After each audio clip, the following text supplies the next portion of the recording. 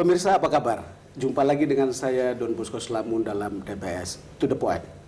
Kali ini saya punya tamu istimewa dan saya datangin rumahnya. Tamu saya atau narasumber saya adalah seseorang yang menjadi berita besar pada minggu ini. Dia adalah Novel Baswedan.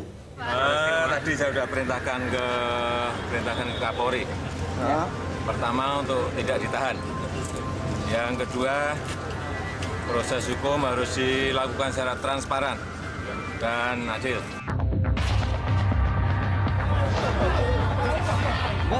Bapak.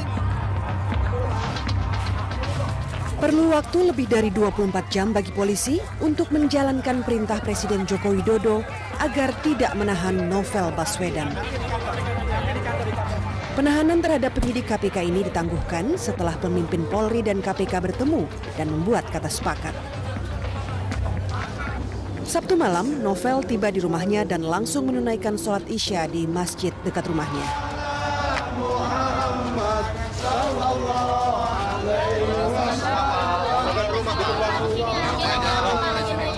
Novel Baswedan sempat dibawa ke Bengkulu untuk rekonstruksi atas perkara yang dituduhkan kepadanya. Namun, Novel menolak terlibat dalam rekonstruksi yang digelar di Pantai Panjang, Bengkulu.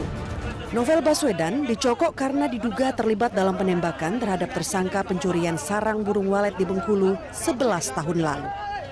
Memang secara prosedural undang-undang memang harus ditangkap. Karena sudah dipanggil 2 kali, yang bersangkutan tidak memenuhi panggilan daripada penyidik. Polisi menetapkan Novel sebagai tersangka 3 tahun lalu. Saat itu, Presiden Susilo Bambang Yudhoyono menyatakan penetapan Novel sebagai tersangka tidak tepat. Kini kasus Novel dibuka lagi. Salah satu alasannya karena perkara bakal segera kedaluarsa setahun lagi.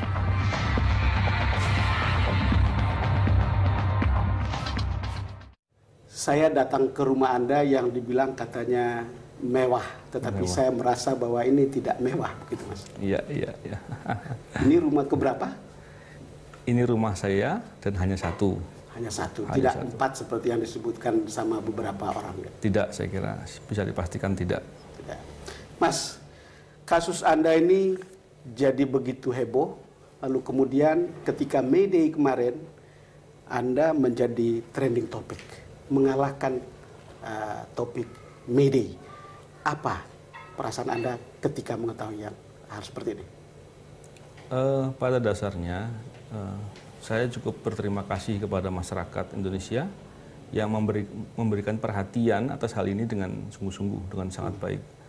Tapi bagi saya hanya ingin mendapat suatu kesempatan untuk melakukan berjuang dalam rangka apa yang saya bisa, yaitu dalam rangka memberantas korupsi. Itu yang saya lakukan.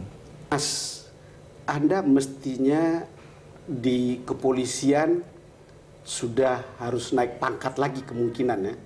Tetapi ketika Anda disuruh memilih untuk di kepolisian atau tetap ada di KPK, Anda kemudian memilih untuk tetap jadi penyidik di KPK. Iya. Motifnya apa sebetulnya? Sebetulnya begini, saya juga sebenarnya di kepolisian saya juga senang. Karena di sana adalah pekerjaan-pekerjaan penting, saya bisa berbuat banyak. Tapi ketika saya dihadapkan dalam suatu pilihan, tentu saya memilih di mana saya bisa lebih bermanfaat, saya lebih bisa berbuat lebih banyak, baik untuk diri saya sendiri, untuk bangsa, negara, dan masyarakat. Saya kira itu penting. Berbuat lebih banyak dan berbuat lebih baik untuk bangsa dan masyarakat. Betul. Pertanyaannya kan sama saja sebetulnya ketika Anda berbuat itu di kepolisian dan di KPK. Bahkan mungkin akan lebih baik kalau Anda berbuat di kepolisian yang katanya memang harus diperbaiki. Betul. Tapi sekarang saya melihat dari di mana kesempatan saya bisa melakukan. Saya kira tidak kurang orang-orang yang baik di kepolisian yang mestinya dia bisa berbuat. Tetapi sampai sekarang mereka terhambat dalam rangka melakukan hal-hal yang seperti itu. Saya mengharapkan momentum ini bisalah menjadi contoh juga bagi teman-teman kepolisian, penegak hukum lain juga, kejaksaan, pengadilan, hakim dalam hal ini, dan penegak hukum lain. Tetap dalam rangka berjuang, lakukanlah hal yang serius, hal yang berani. Percayalah, tidak akan ada yang bisa melakukan keburukan untuk Anda. Lakukan hal-hal dan lakukanlah itu dengan berani. Dengan berani.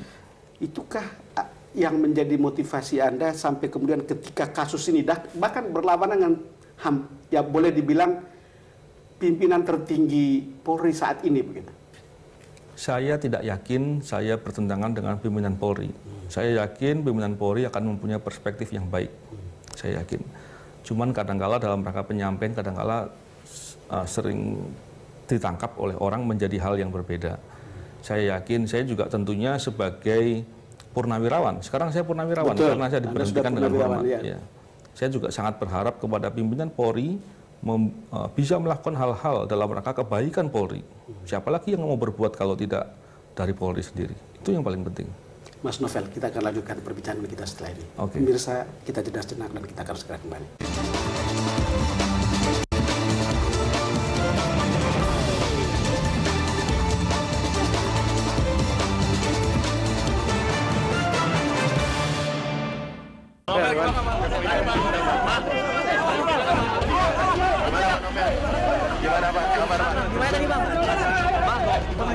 Bertubi-tubi, Komisi Pemberantasan Korupsi didera masalah. Setelah Bambang Wijoyanto dan Abraham Samad, salah satu penyidik terbaik KPK, Novel Baswedan, harus berurusan dengan polisi karena kasus yang dituduhkan pada Novel. Polisi menegaskan langkah yang dilakukannya kepada Novel sebagai proses penegakan hukum. Namun sebagian pihak menyebutnya kriminalisasi. Dipicu penetapan tersangka kepada Komisaris Jenderal Polisi Budi Gunawan oleh KPK awal Januari lalu, hubungan Polri dan KPK lalu menjadi rentan konflik. Pemberantasan korupsi pun kerap diinterupsi konflik yang seharusnya tidak perlu ada.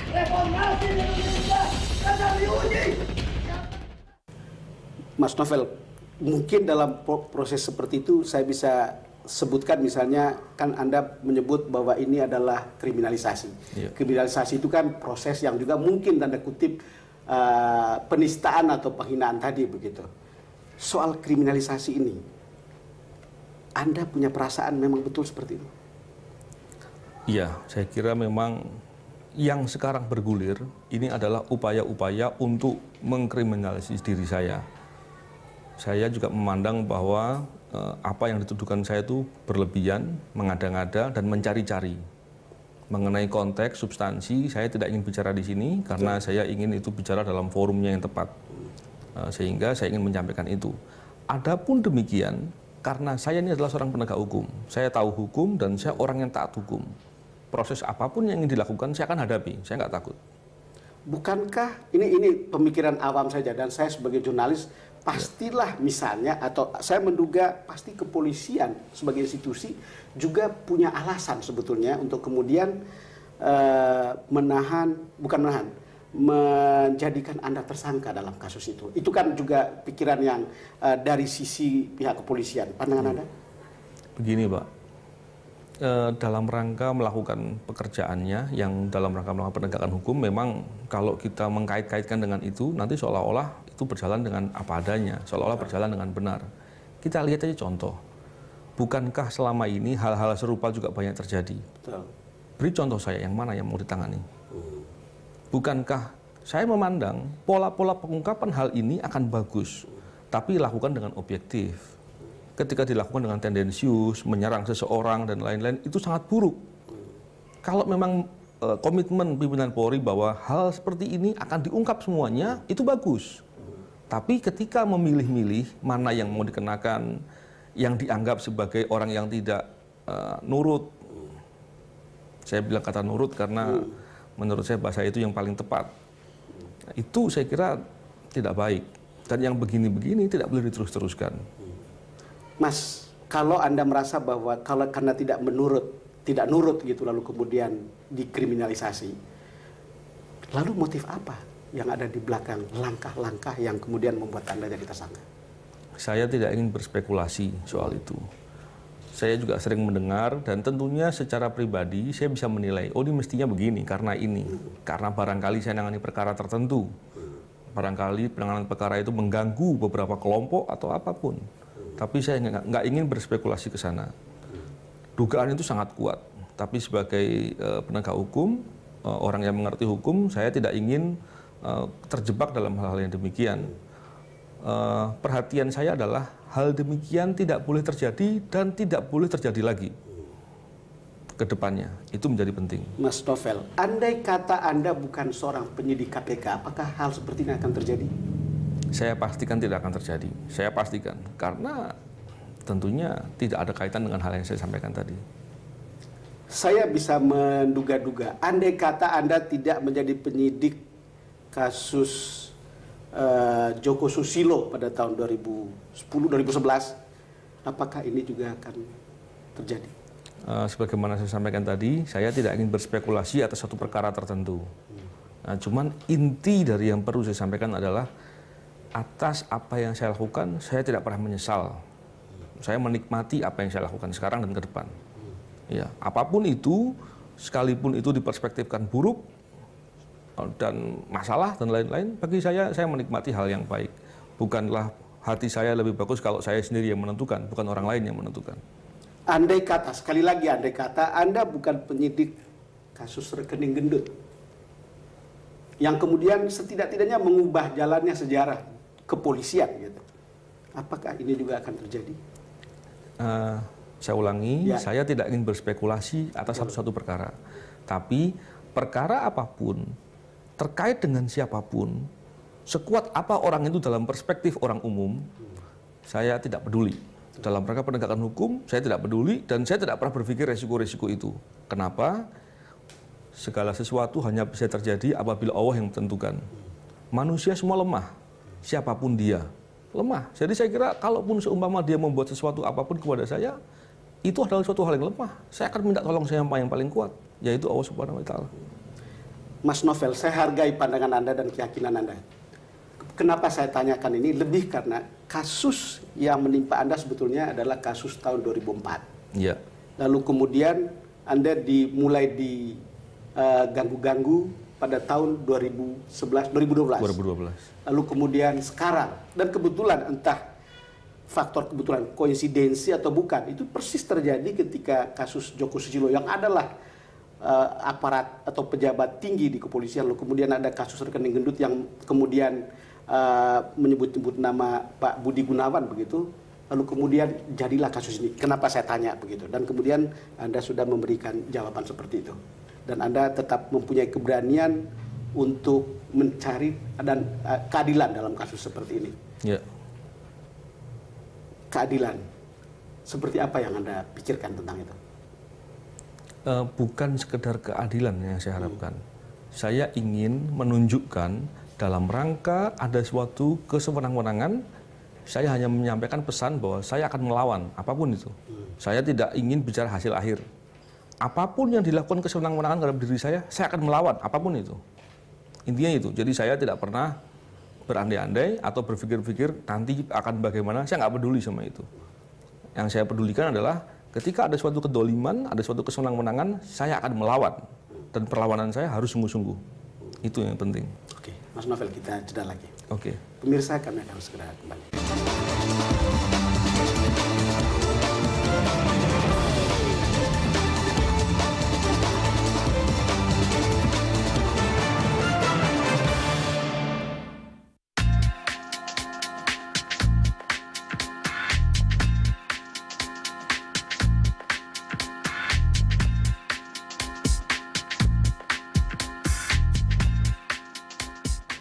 Mas Novel, Anda ketika menjelaskan dan tidak menyebut kasus dan nama, saya kira penonton sudah punya kesimpulan sendiri tentang itu. Tetapi yang ingin saya tanyakan adalah, kasus Anda ini apakah refleksi dari perseteruan lama antara Polri dan KPK? Oke. Ada dua hal yang saya perlu tanggapi dari yang Bapak sampaikan. Yang pertama, saya tidak pernah, kalau terkait dengan perseteruan, saya ingin menyampaikan bahwa sebenarnya apa yang saya pandang tidak ada perseteruan. Ini ada hal-hal yang saya kira harus dibenahi hanya beberapa orang saja. Bukan perseteruan secara institusi. Bertemu dengan anggota-anggota kepolisian, kepala-kepala wilayah setempat, mereka menyambut dan mendukung tugas-tugas KPK dengan sungguh-sungguh. Itu yang poin pertama. Yang kedua, saya memang tidak pernah mau menyebut nama orang. Saya tidak mau menyebut kasus apa dan apa terkait dengan kriminalisasi yang saya alami sekarang. Kenapa? Saya ingin menunjukkan bahwa saya tidak ada kebencian dengan siapapun. Tapi poin yang lain juga perlu saya sampaikan bahwa saya tidak takut dengan siapapun. Jadi kalau dibilang saya tidak mau menyampaikan karena takut, saya kira tidak. Benci dengan siapapun dan tidak takut kepada siapapun. Betul. Tetapi kan ceritanya adalah ada korban di sebelah sana. Kan itu kira-kira. Yang kemudian membuat Anda, udahlah daripada ini di kasus lama diungkip. Saya kira begini, kalau betul dugaan, baik dugaan saya maupun dugaan orang banyak, bahwa ada orang-orang tertentu yang membuat hal-hal begitu, bukankah dia sedang berbuat rugi sendiri? Bukankah apa yang dia lakukan ada dosa bagi dia sendiri? Bagi saya, tidak ada hal yang perlu saya harus respon atas hal itu. Saya cuma mendoakan agar orang-orang yang begitu mendapat hidayah dan besok menjadi hal berbuat baik. Bukankah itu lebih baik? Bagaimana penjelasan ketika pimpinan KPK pasang badan? Ketika Anda mau atau terancam untuk ditahan, lalu mereka mengatakan, kami jaminannya. Apa bacaan Anda tentang itu apa? Yang pertama memang sudah semestinya seorang pemimpin kemudian melindungi atau memberikan jaminan yang cukup kepada pegawainya dalam rangka berbuat sebagaimana ketentuan yang ada. Saya kira itu bagus dan mestinya harus demikian. Tapi saya tidak ingin mengkaitkan bahwa itu adalah bagian dari perseteruan. Saya yakin pimpinan KPK cukup bijak menanggapi hal-hal yang apapun yang terjadi. Dan saya pikir juga pimpinan Polri tentu harusnya bisa menjadi harapan untuk perbaikan Polri itu sendiri. Saya kira seperti itu. Dan saya yakin ini akan berlalu nantinya. Anda tadi bicara soal banyak orang-orang baik di kepolisian maupun di penegak hukum. Ada berapa ribu novel sebetulnya di kepolisian? Saya tidak bisa pastikan itu, cuman saya yakin banyak, karena saya juga beberapa kali bertemu dengan rekan, ada senior, ada adik kelas, yang mereka juga sebetulnya secara pribadi punya integritas, punya kemauan. Tapi barangkali ada beberapa keberanian yang harus ditingkatkan, ada beberapa hal yang harus didorong, ditemani, bahwa dia harus sadar bahwa dia tidak sendirian. Banyak orang yang akan mendukung apabila tetap dalam rangka perjuangan menegakkan kebenaran dan keadilan. Saya kira itu. Ya, karena pertanyaan ini kenapa saya harus ajukan, karena berbagai survei memperlihatkan ketika dilihat institusi apa yang paling buruk, itu adalah penegak hukum. Dari institusi penegak hukum yang paling buruk itu apa? Termasuk kepolisian begitu. Anda baca juga survei-survei itu? Iya, kadang-kala saya ada baca dan saya prihatin atas hal itu. Tentunya itu menjadi PR pimpinan Polri untuk perbaikan. Dan saya berharap apabila itu dikelola dengan serius, itu akan bisa terselesaikan. Kalau lihat 5 tahun terakhir, Anda lihat ada pengelolaan yang serius tentang itu? Itulah yang membuat saya kemudian memutuskan bahwa saya akan lebih bermanfaat ketika saya ada di KPK, karena saya belum pernah melihat ada suatu upaya yang serius, yang sungguh-sungguh dalam rangka untuk melakukan perbaikan. Saya tidak sedang dalam rangka mencari untung buat diri saya sendiri. Bukankah hidup itu sebentar? Bukankah sebentar itu harus dipakai untuk hal yang baik? Dan ketika saya punya kesempatan untuk berbuat hal yang baik di mana itu bisa saya lakukan, saya akan pilih tempat itu untuk berbuat baik. Oke, Mas Novel, kita jeda lagi. Ya. Pemirsa, kami akan segera kembali.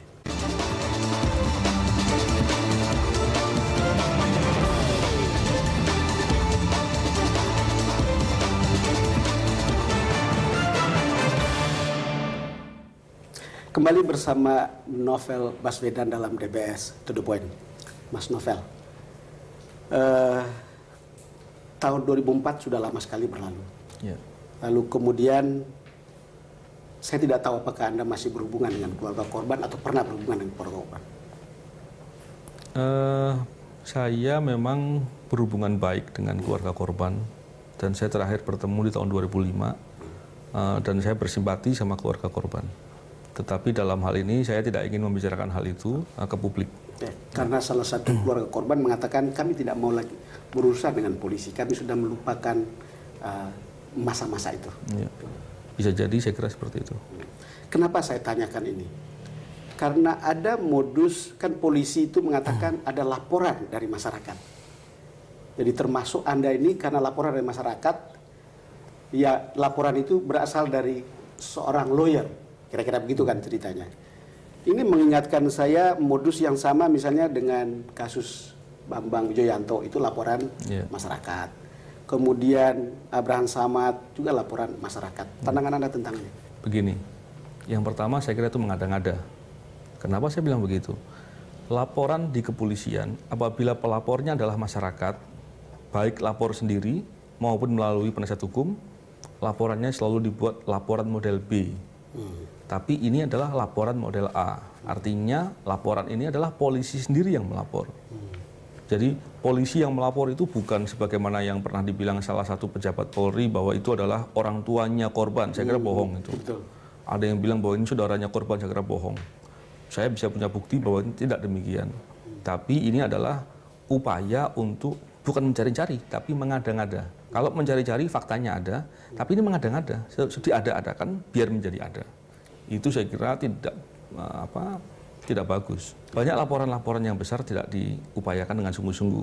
Tapi yang ini diupayakan. Saya cuma pengen tanya bahwa ketika melakukan proses penyidikan, itu uangnya pakai uang negara. Pertanyaannya, untuk perkara yang diada-adakan untuk saya ini, berapa uang negara yang telah dipakai? Itu uang rakyat. Jangan dipakai untuk hal-hal yang demikian. Jadi kalau dipakai, saya nggak tahu seberapa besar, tapi kalau saya menduga cukup besar biayanya. Sekarang Anda kalau lihat, ini Anda kan sudah berenang ini di kancah pemberantasan korupsi. Anda kalau lihat kepolisian itu institusinya seperti apa? Putih, kuning, hitam, merah, atau apa? Institusi saya bilang putih. Institusi putih, oke. Tapi orang-orangnya ini kadang-kala membawa sehingga kesan yang timbul institusi menjadi hitam. Orang-orang ini yang harus diberi kesadaran bahwa dia sebagai anggota Polri bertanggung jawab untuk membawa institusi Polri tetap putih. Jangan dibawa ke yang hitam. Jadi kalau kemudian menggunakan kewenangan-kewenangan yang ada dalam institusi untuk melakukan hal-hal yang mencari untung untuk dirinya pribadi, kelompoknya atau pihak-pihak tertentu, itu tidak benar. Institusi ini adalah perpanjangan tangan dari negara untuk memastikan bagaimana rakyat terlayani dan rakyat tersejahterakan. Itu yang paling penting. Mas Novel, ada perasaan bahwa persoalan ini kan saya sudah tanya tadi seperti personal. Saya selalu berpikir bahwa Anda, Kapolri, Wakapolri, dan lain-lain itu kan subordinasi dari sebuah institusi kepolisian yang besar, yang tidak bisa dipolitisasi oleh siapapun kecuali harus bersih menegakkan hukum. Pandangan Anda?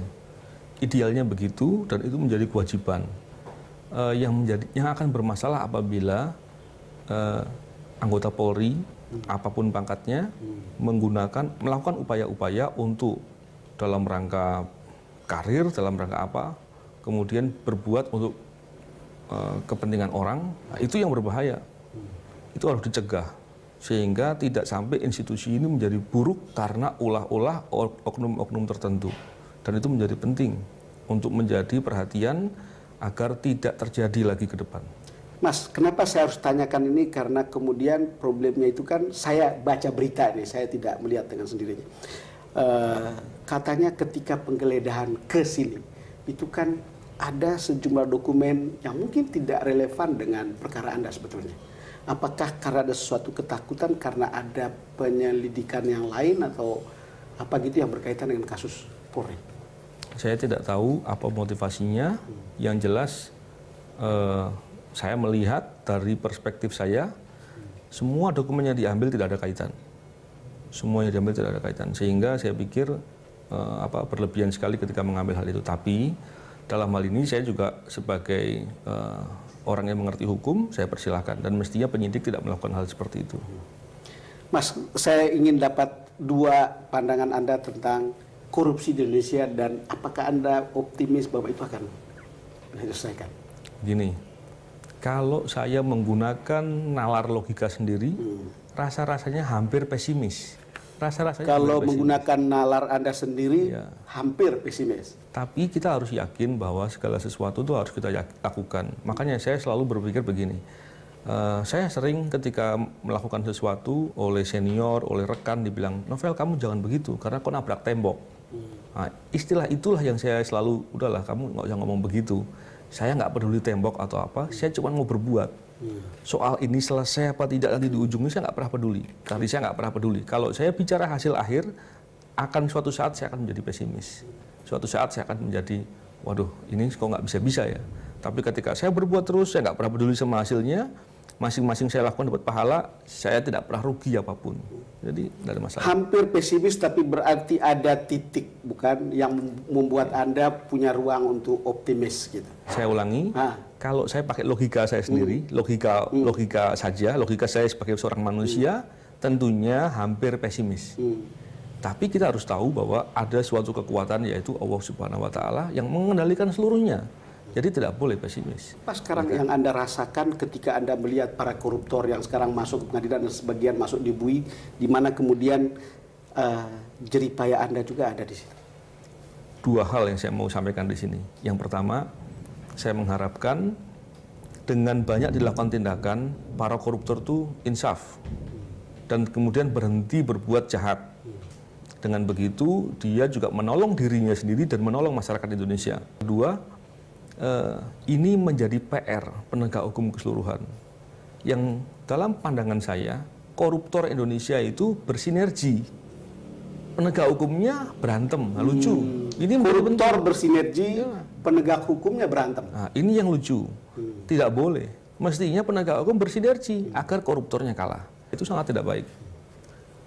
Novel Baswedan dalam DPS To The Point. Terima kasih.